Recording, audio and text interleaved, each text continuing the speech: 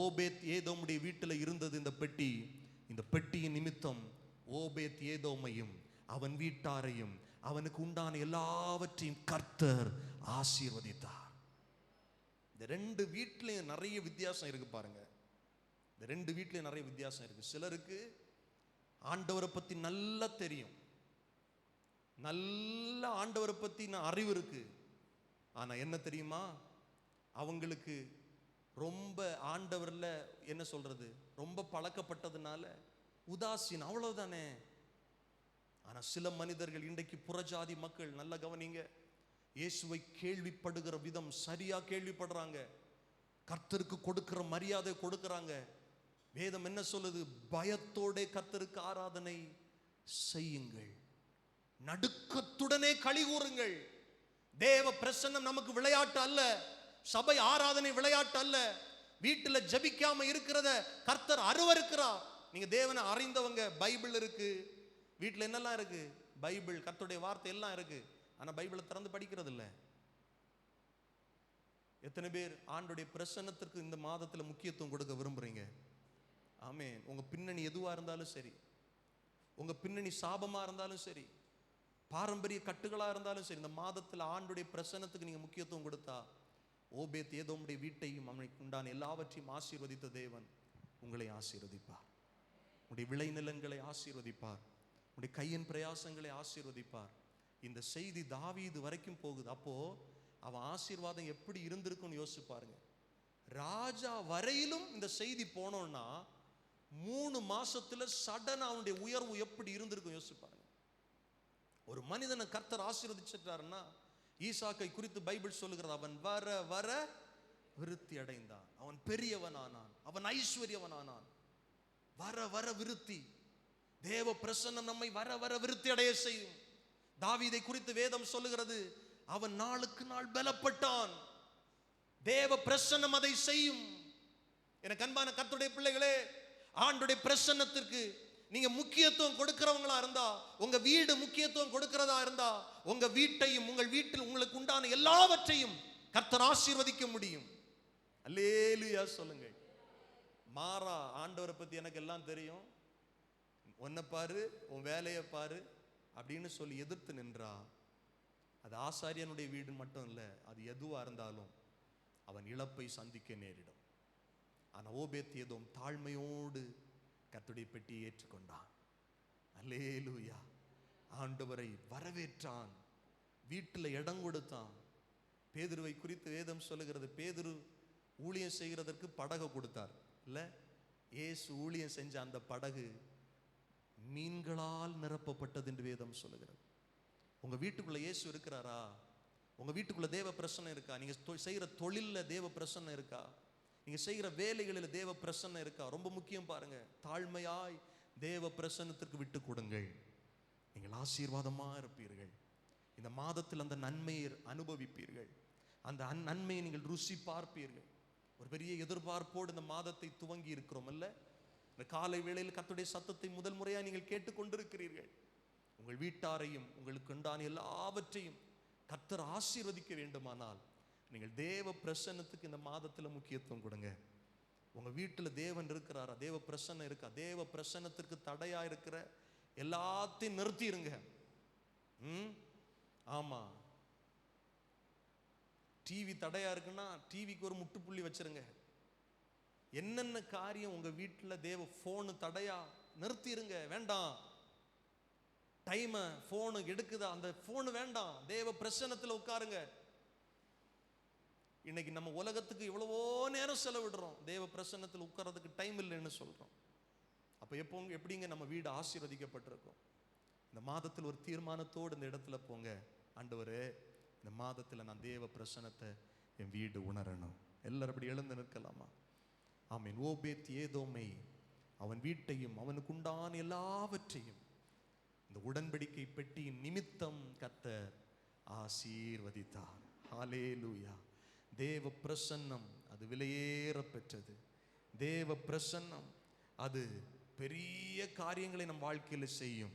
எல்லாரும் கண்களை மூடி கர்த்தரை மகிமைப்படுத்துவோம், ஸ்தோத்திரம் பண்ணுவோம். அல்லேலூயா. Thank you Jesus, thank you Jesus, thank you Jesus. ஹalleluya, ஹalleluya. எல்லா வாய்களை திறந்து கர்த்தரை மகிமைப்படுத்துவோம், ஸ்தோத்திரம் பண்ணுவோம். ஹalleluya. நன்றி பரிசுத்த ஆவியானவரே, உம்முடைய பிரசன்னத்தினால என்னை நிரப்புங்கன்னு எத்தனை பேர் சொல்ல முடியும்? ஹalleluya, ஹalleluya. ராஜா, உம்முடைய பிரசன்னம் எனக்கு போதும். அப்படி வலதுகரம் உயர்த்தி சொல்லுங்க, உங்க பிரசன்னம் எனக்கு போதும். எல்லாரும் சொல்லுங்க பார்க்கலாம். ஹalleluya, ஹalleluya,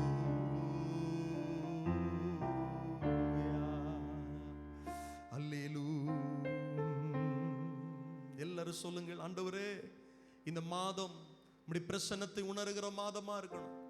ஓபேத் ஏதோமுடைய வீட்டை ஆசீர்வதித்த தேவன், எங்களுடைய வீட்டை ஆசீர்வதிங்கப்பான்னு கேளுங்க. எல்லாரும் சொல்லுங்கள், நான் செய்கிற தொழிலை ஆசீர்வதிங்க, எனக்கு உண்டான எல்லாவற்றையும் கர்த்தர் ஆசீர்வதிங்க. ஆண்டவரே எனக்கு உண்டான எல்லாவற்றையும் கர்த்தர் ஆசீர்வதிங்க. ஹalleluya. இன்னும் தேவை கிருபை தாருமே. எல்லாரும் கேட்போம்.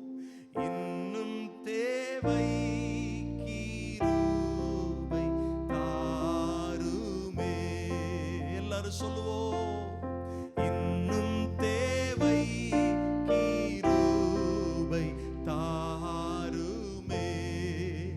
தாழ்மை உள்ளவரிடம் தங்கிடுதே கிருபை.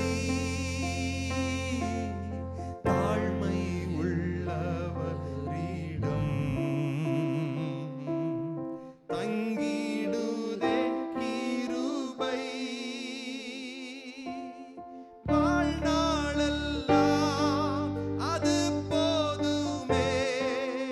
சுகமுடன் தம்பலனுடன் சேவை செய்ய கிருபை தாருமே.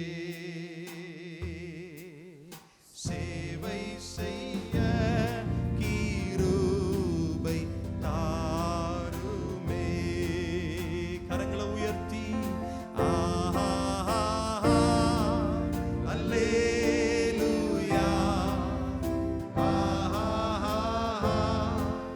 அல்லேலூயா, ஆஹா அல்லேலூயா, ஆஹா அல்லேலூயா. சொல்லுவோம். ஆஹா அல்லேலூயா, ஆஹா அல்லேலூயா, ஆஹா அல்லேலூயா, ஆமென். ஆண்டவரே, ஒரு புறஜாதி பின்னணியிலிருந்து வந்த ஓபேத் ஏதோமுடைய வீடு உம்முடைய உடன்படிக்கை பெட்டி நிமித்தம் ஆசீர்வதிக்கப்பட்டது உண்மை என்றால், ஆண்டவர் உம்மை அறிந்த ஜனங்கள், உம்மை பின்பற்றுகிறவர்கள், தேவ பிரசன்னத்தை சுமக்கிற எங்களுக்கும் இந்த மாதத்தில் ஆசீர்வாதம் உண்டு. ஆமென் சொல்லுங்க. எல்லாரும் இப்படி வலதுகரம் உயர்த்தி சொல்லுங்கள். ஆண்டவரே, என்னையும் என் வீட்டாரையும் எனக்குண்டான எல்லாவற்றையும் உம்முடைய பிரசன்னத்தினால ஆசீர்வதிங்க. ஆண்டவரே சொல்லுங்க பார்க்கலாம். என் வீடு ஆசீர்வதிக்கப்பட்டிருக்கட்டும், என் ஆஸ்திகள் ஆசீர்வதிக்கப்பட்டிருக்கட்டும், என் தொழில்கள் ஆசீர்வதிக்கப்பட்டிருக்கட்டும். ஆண்டவரே, உம்முடைய அன்பின் கரங்களில் ஒப்பு கொடுக்கிறோம். தகப்பனே, இந்த மாதம் உமக்கு முன்பாக இருக்கிறது. எங்களுக்கு நீர் தந்த ஈவான நாட்கள். இந்த நாட்களில் உமக்கு பயந்து வாழ, உம்முடைய பிரசன்னத்தை நாங்கள் உணர, நாங்கள் ஆசீர்வதிக்கப்பட எங்களுக்கு கிருபை தாரும். உம்முடைய ஜனங்களை சமாதானத்தோடு இந்த இடத்திலிருந்து அனுப்பும். தேவ கிருபை எங்களை நடத்தட்டும். இந்த ஆராதனை வெளிப்பட்ட எல்லா மகிமையும் கனத்தையும் உமக்கு தருகிறோம். இயேசு கிறிஸ்துவின் நாமத்தில் ஜெபிக்கிறோம் நல்ல பிதாவே, ஆமென். நம்முடைய கர்த்தராகிய இயேசு கிறிஸ்துவின் கிருபையும் பிதாவாகிய தேவனுடைய அன்பும் பரிசுத்த ஆவியானுடைய ஐக்கியம், பாதுகாப்பு, சமாதானம் நம் ஒவ்வொருவரோடும் கூட கிறிஸ்துவின் வருகை பரியந்தம் நிறைவான ஆசீர்வாதம் தங்கியிருப்பதாக. ஆமென். எல்லாரும் சேர்ந்து சொல்லுவோம். என் ஆத்துமாவே கர்த்தரை ஸ்தோத்தரி, என் முழு உள்ளமே அவருடைய பரிசுத்த நாமத்தை ஸ்தோத்தரி. நாத்துமாவே கர்த்தரை ஸ்தோத்திரி, கர்த்தர் செய்த சகல உபகாரங்களை ஒரு நாளும் மறவாதே. ஆமேன், ஆமேன். கர்த்தர் உங்களை ஆசீர்வதிப்பார். ஒருவருக்கொருவர் அன்பின் வாழ்த்துக்களை பகிர்ந்து செல்லுங்கள். ஆமேன்.